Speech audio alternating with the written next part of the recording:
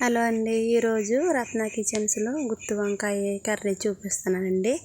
ఆ కర్రీ అయితే నేను చేయలేదండి, మా అక్క చేసింది. మా అక్క ఎప్పుడు కూడా సూపర్గా చేసేది ఇంటి దగ్గర ఉన్నప్పుడు. ఇప్పుడైతే ఇక్కడ లేదండి, బయట దేశంలో ఉంది.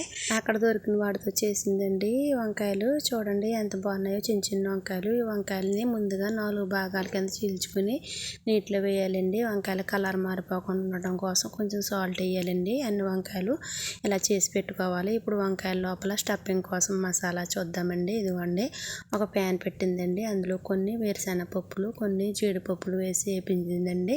కొంచెము ధనియాలు, కొంచెము నువ్వులు వేసిందండి. ఇందులో గసగసాలు లేవంట వాళ్ళకి, మనకి గసగసాలు దొరుకుతాయి కాబట్టి వేసుకుంటే బాగుంటుంది. తర్వాత 2 యాలక్కాయలు, లవంగాలు, ఒక చెక్క వేసిందండి. తర్వాత ఇదిగోండి, ఇది ఎండు కొబ్బరి. అక్కడ పచ్చి కొబ్బరి ఉండదు కాబట్టి ఎండు కొబ్బరి వేసింది. మనకి కొబ్బరి దొరుకుతుంది కాబట్టి పచ్చిది వేసుకుంటే బాగుంటుంది. ఇప్పుడు ఇవన్నీ కూడా దోరగా ఫ్రై చేసింది. ఇప్పుడు కాసేపు చల్లారనిద్దామండి.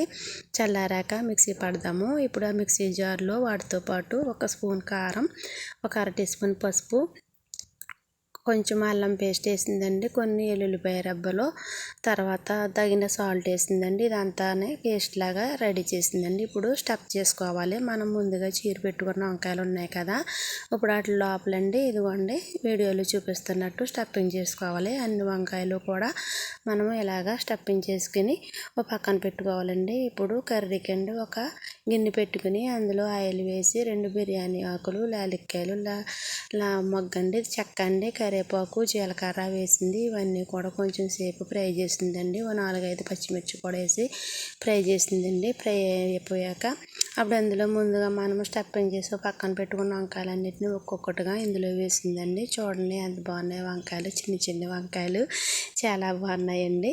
ఇప్పుడు ఇవన్నీ వేసాక మూత పెట్టి 10 నిమిషాల పాటు మగ్గనిచ్చిందండి. తర్వాత మిగిలిన పేస్ట్ కూడా వాటిపైన వేసింది.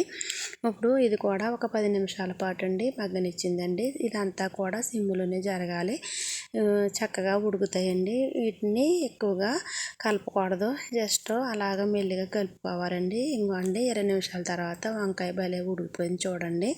ఇప్పుడు సాల్ట్ సరిపోయింది లేదో చెక్ చేసుకుంది. కరివేపాకు వేసిందండి, కొత్తిమీర ఉంటే వేసుకోండి. రెసిపీ కనుక మీకు నచ్చితే లైక్ చేయండి.